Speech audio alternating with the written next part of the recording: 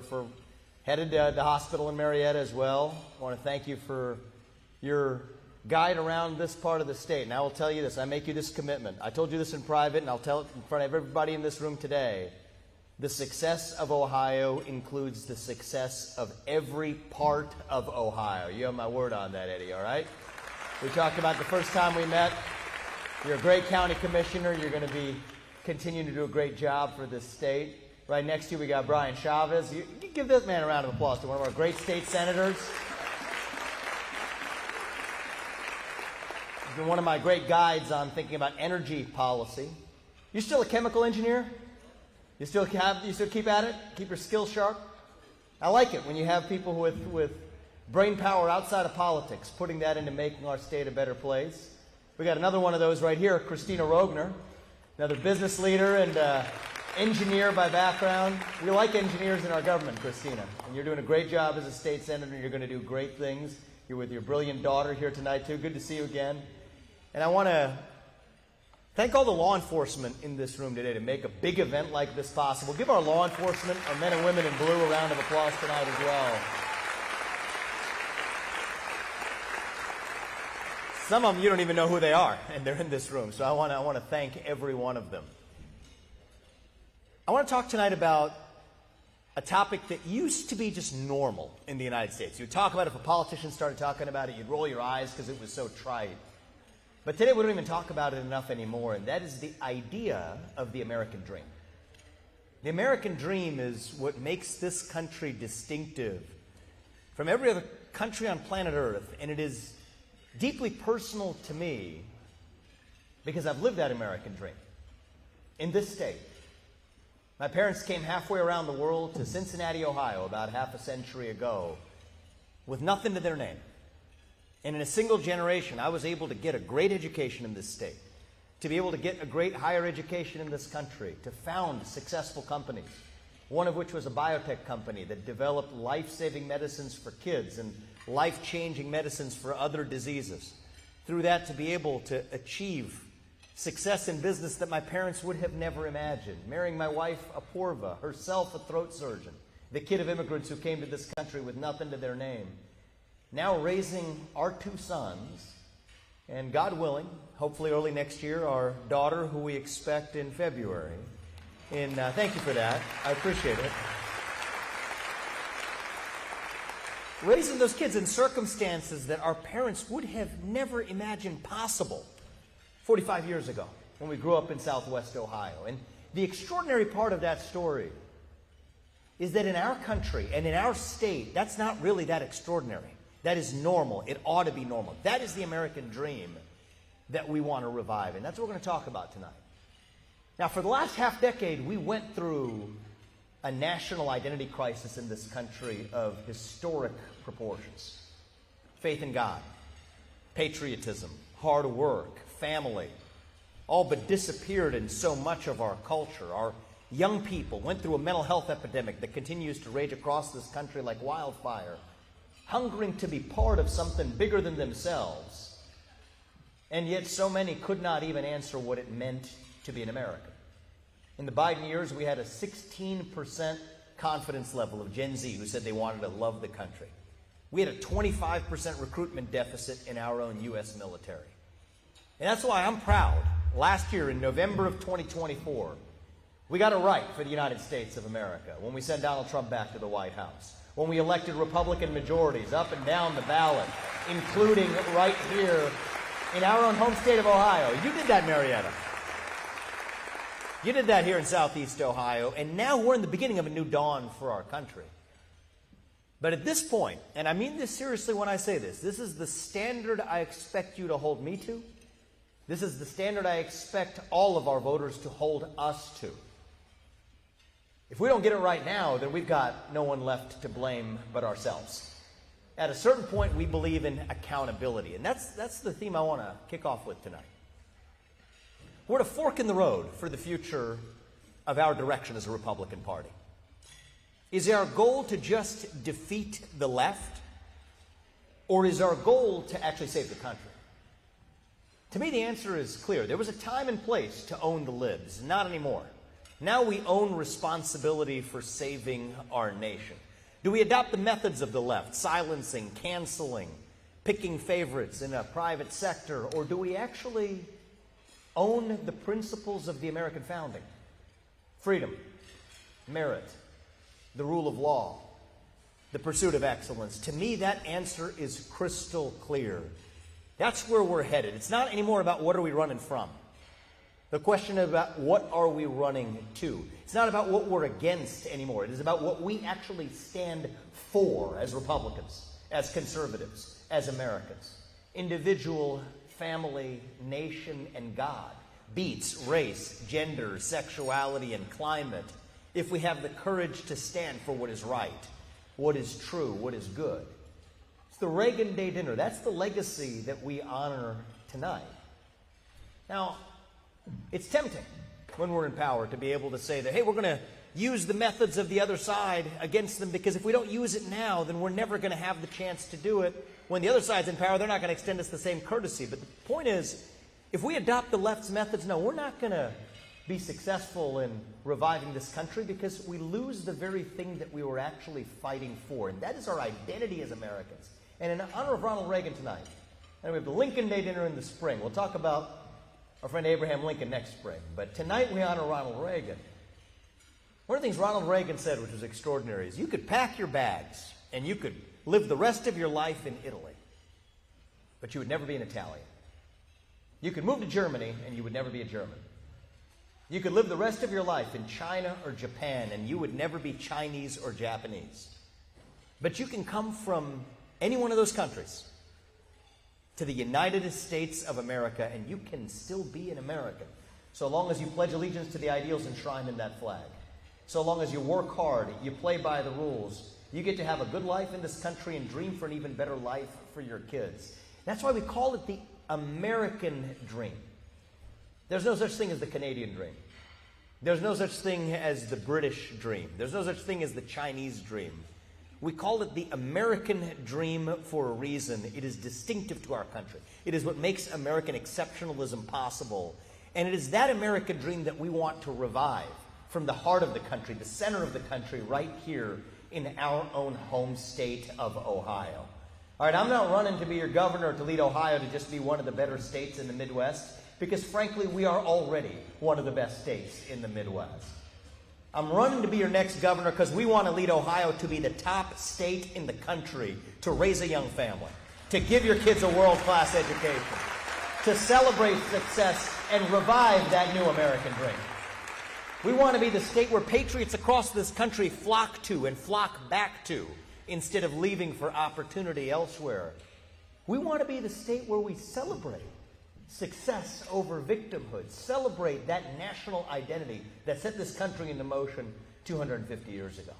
Now, there are friends of even mine in places like New York or California or even Texas or Florida who will say, we like you and everything, but don't get carried away. How could Ohio be that state in the United States of America? And I remind them, as we should remind ourselves, that it was not long ago that Ohio was that state in the United States of America. At the turn of the last century, we were the wealthiest state in the Union. We led the first industrial revolution. Even in 1950, which is not that long ago, 6 of the top 15 wealthiest cities in America were actually right here in our own home state of Ohio. Toledo was the glass capital of the world. Akron was the rubber capital. Youngstown and Cleveland were the steel production capitals of the West. Dayton was the computing power engine. My hometown of Cincinnati was known around the world as the Queen City, Porkopolis, the city of the consumer products, the place of the pioneers, the explorers, the unafraid. And there's a special thing that happens when you're a kid in that state, at the heart of the greatest nation known to the history of man. As a young person, you gain the self-confidence to achieve the things that you were taught to believe were impossible.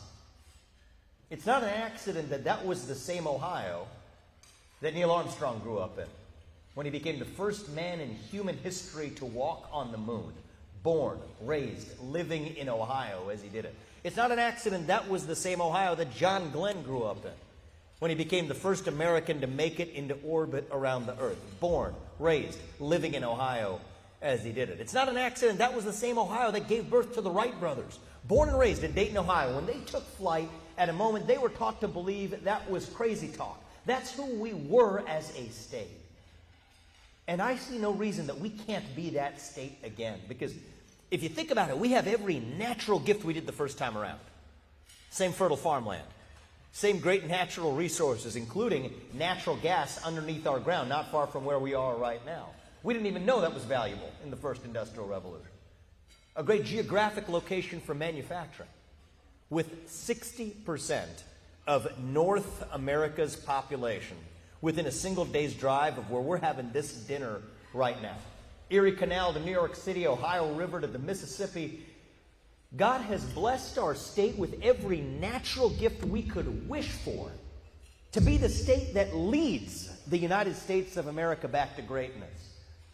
All we have to do is to believe in ourselves to be that state again. All we deserve is leaders who believe in our state to actually power America's comeback. And I will tell you, hopefully with your help, including Washington County, as your next governor, I have bone-deep conviction that if Silicon Valley led the way for the last 10 years, it is going to be the Ohio River Valley for the next 10 years. We were America's first frontier, and we're about to be America's next frontier.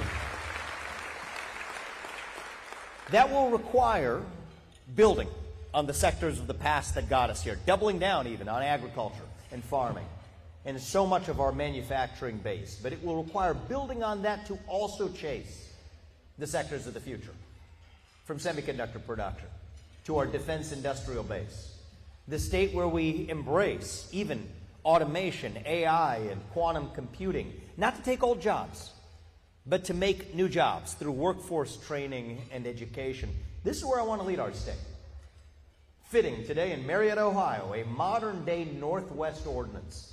The first time around, a group of Baptists came out west to Ohio, even before the Constitutional Convention, securing freedom of speech, freedom of religious liberty and conscience, an emphasis on education, the abolition of slavery, enshrining liberty, even before the Constitutional Convention was right here where we are in Marietta, Ohio, for the United States of America, that set the backdrop of a national culture that lasted the 250 years celebrated in that 250th anniversary flag in the back corner of this room. That's where we are tonight. And I think this is a moment for a new modern-day Northwest Ordinance for Ohio once again. A Northwest Ordinance that says that we have an obligation to lead the country not from its edges, not from its coasts, but from its heart. And in order to do that, we will require some changes to get there. We're the best in the Midwest. We're a great state. But great is not good enough for us. If we want to be the greatest in the nation, I believe is our destiny as a state, then we're going to make those steady changes. We're going to bring down your property tax burden in this state. You pay way too much. You shouldn't pay more in your property taxes than you do in the principal and interest repayment on your mortgages. We're going to fix that problem. I want to take our state to be a zero income tax state while we're at it as well. It is your money, not the government's. You deserve to keep what you earn. And if Texas and Florida and Tennessee and 8 other states can do it, the state that put a man on the moon can get that done too. I want us to be the state where we take a hatchet job to the red tape that's weighing down that American dream in our state. The red tape required to build a new power plant, a new natural gas pipeline, a new water treatment facility. I want us to be the state where we build more homes to bring down the cost of housing, build more power plants to bring down the cost of electricity, build more manufacturing plants, build more small businesses that grow up to be big businesses, build that life in the mold of the American dream. To do that, we have to rebuild educational standards in this state. Right now, the average student in China is a full 4 years ahead of the average student in the United States of America. 75% of our 8th graders are not proficient in math. 70% aren't proficient in English, adjusted for their grade level. But we're not going to throw our hands up and just complain about it. We're going to be the state that actually solves that problem, both through, especially for our cities, school choice, which allows every parent to determine where they send their kids to school, but also through doubling down on standards for our public schools, because there are many parts of our state with no other option other than the public schools, so we have no choice but to operate those schools with actual standards. My friends on the left in this state, and I'll use this as a moment to make a brief aside. Yes, I do have some friends on the left. I think we all should. I think we are one country where at our best we can disagree vehemently at the dinner table and still finish dinner together at the end of it, right? That's who we actually are as Americans. And I talk about this. I think one of the fairer questions I'll get from some friends on the left in Ohio is, wait, how are you going to do all those things? Because you just said you were going to cut property taxes. You said you're going to take income taxation down to zero. But you also said you're going to improve the quality of public education when that's exactly how you pay for public education. That doesn't make sense. It's a fair question.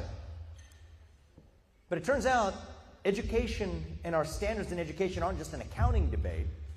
The real issue is the schools that spend the most money per student right now are the ones that deliver the poorest results per student. And the schools that have seen the greatest increases in funding since the COVID-19 school closures are the ones that have seen the greatest declines in academic performance. So I'm not saying that cutting funding automatically improves performance, but what I am saying is that there's a different problem we have to address in those public schools, and that is bringing back the idea of standards. Some of this is controversial. You don't get something done if you're not willing to actually do the hard thing, even if it is controversial. If you care about somebody, you tell them the truth. If you care about yourself, you can just tell them what they want to hear. I'm going to give you the truth. On my watch in the state of Ohio, we're going to bring back the third grade reading guarantee. That means that every kid by the end of third grade, they should be much earlier, but at least by the end of third grade is going to be able to read. And if you can't do that, you're not going to fourth grade until you can. That's how you improve literacy in this state. It's common sense. And this is foundational. This is important stuff. It's not just about throwing more money at the problem or not. You have to have actual standards in the underlying institution that you're operating. If you never make that transition from learning to read to reading to learn, then your chance of achieving success in life falls like a rock off a cliff. But if you do make that transition, your chance of becoming independent of your parents, independent of your government, of being able to stand on your own 2 feet as a productive member of our modern economy goes through the roof. That happens early. That happens by third grade to the transition to fourth grade. The cake is half baked by then. Algebra competence by 8th grade. Civic competence by the time you graduate from high school. I met with a number of young Republicans earlier. I hope they don't mind me saying this. It comes with some tough love.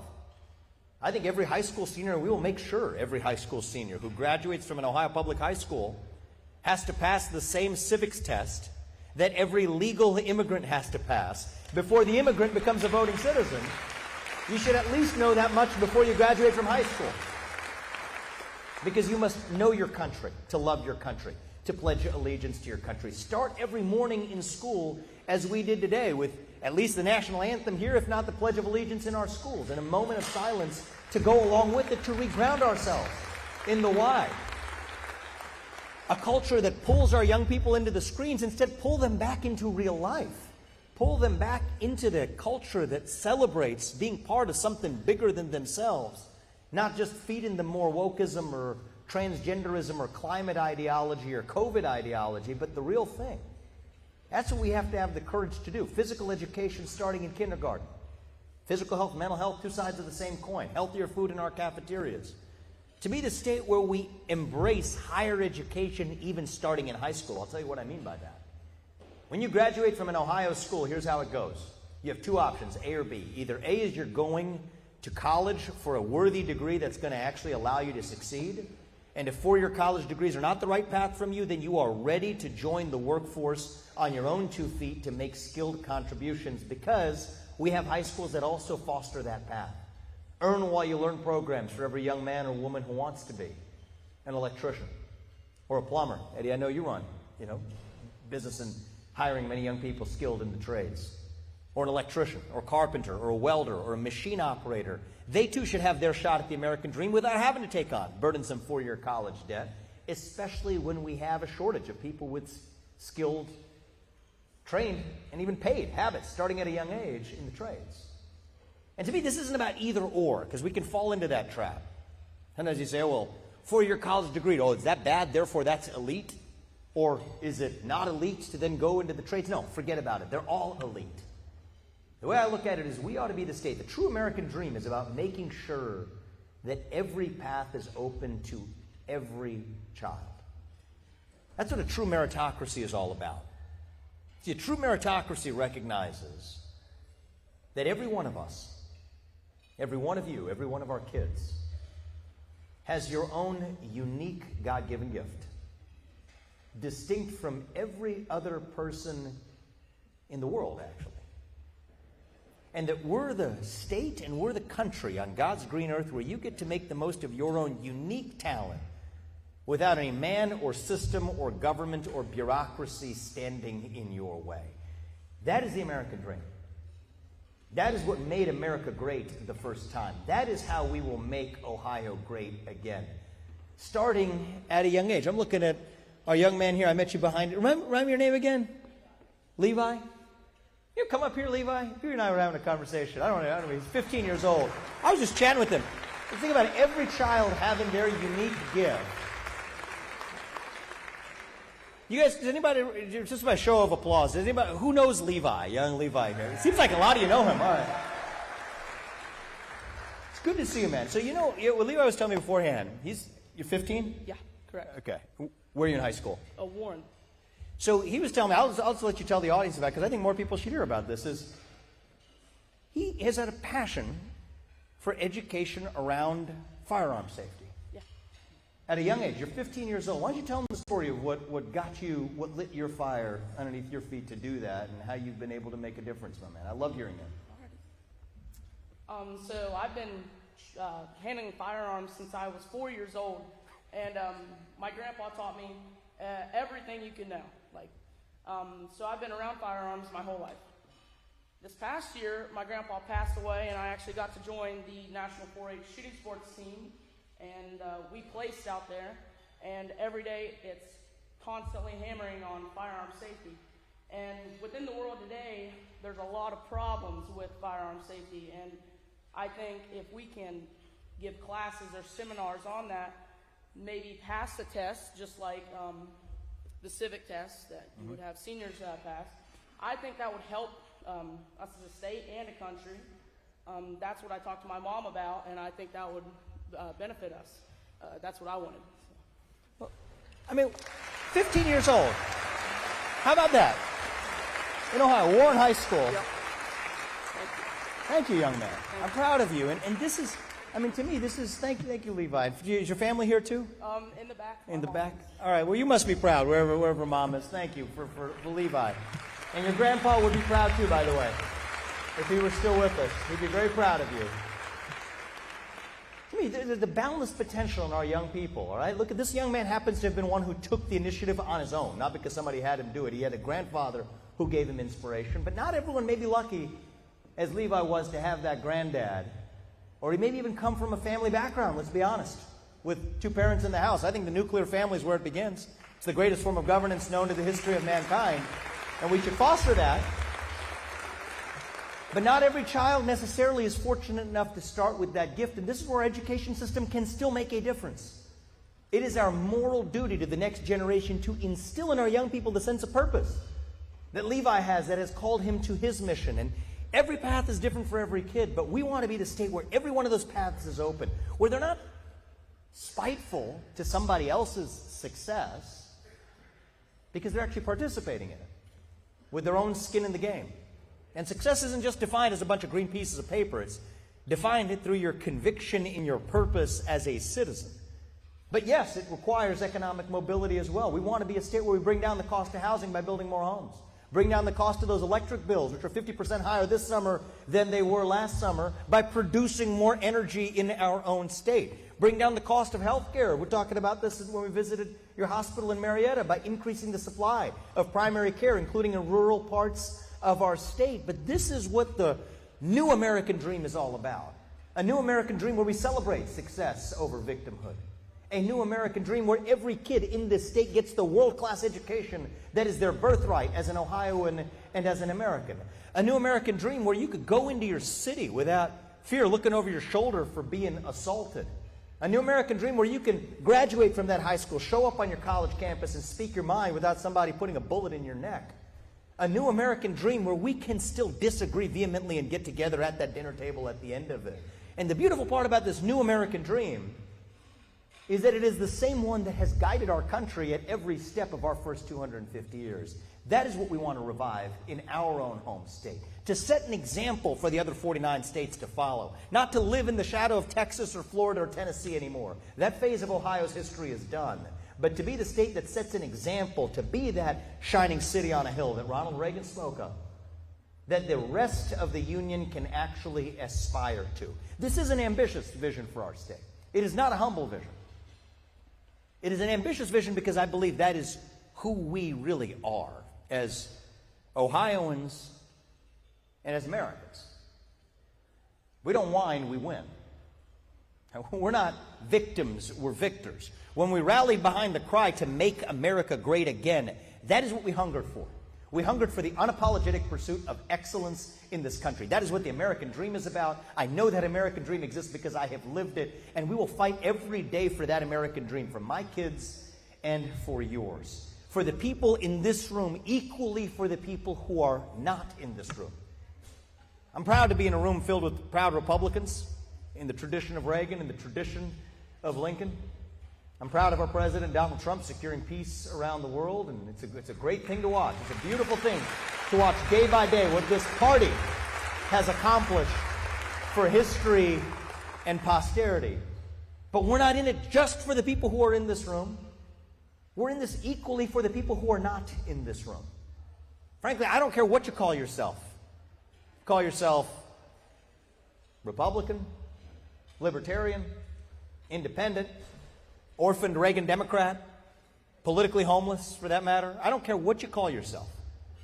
If you care about giving your kids that same shot at the American dream that this state and this country gave to me and to my family, if you care about giving your kids that world-class education that gives every young person in our state that same sense of purpose that young Levi has in his life and his mission, then I don't care what you call yourself, we will work with you to lead our state to greater heights than we have ever seen. We will do it. Dare I say this in a manner, and I don't say this lightly, this is not an easy promise to make, but dare I say it, that we will do it in a way that unites this state, in a manner that sets a model for what actual American unity looks like. E pluribus unum, from many, one. We do it by honoring those who have served this country, served the ideals enshrined in that flag. We have a Gold Star family with us tonight. Will the two of you please? You want to come up here for a moment too? I want the audience to hear from you tonight too. They've been with me since the first day of this campaign. We just saw you guys. And will anybody else who is a veteran in this room please stand up? We'll give our veterans a round of applause. Thank you for your service to this country. Their fallen son was one of them. And will you join me in standing up and thanking our Gold Star family, all of you, who's here tonight. It's good to see you again, my man. You were with us the first, it's a pleasant surprise. They were with me on the first night we launched this campaign. Yes. And then we saw you here tonight. I don't know we were going to run into you today, but It's been a good ride. why don't you say a few words? No, we appreciate you having us come up as a Gold Star family. We look forward to you leading Ohio into the future, not only with our veterans, but our veteran community and the Gold Star family as well. And we can't to see you in the next outing, I guess. It's been our third or fourth time. So. Well, tell us about your son. Tell us about your son. Thank you. We'll commemorate him for that. He won't make it. Go ahead. I'll try to make it through it. Our son is Army Specialist Christian Ward. Christian was killed in 2019 in an accident. He was a crew chief on a medevac dust-off team stationed on a UH-60 Blackhawk. He is one of our 6 children. We have 2 still serving. His brother is an Army special and a staff sergeant, and his sister is a staff sergeant in the Air Force. So, but we want to thank your commitment to our military and our military families. So, from the bottom of our heart, we appreciate it. Thank you. Yes, sir. Thank you. Thank you. And congratulations on the new baby. Thank you. Thank you. Really Can't wait. excited for it. Thank you. Try not to cry. Thank you. Thank you. Thank you. The best of our country right here. The family made the ultimate sacrifice.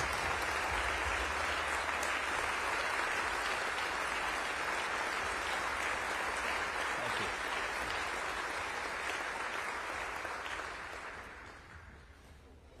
Thank you. And you guys are so grateful. That first night in Columbus, you were there, and it's been auspicious. Way to kick off this campaign with you aboard.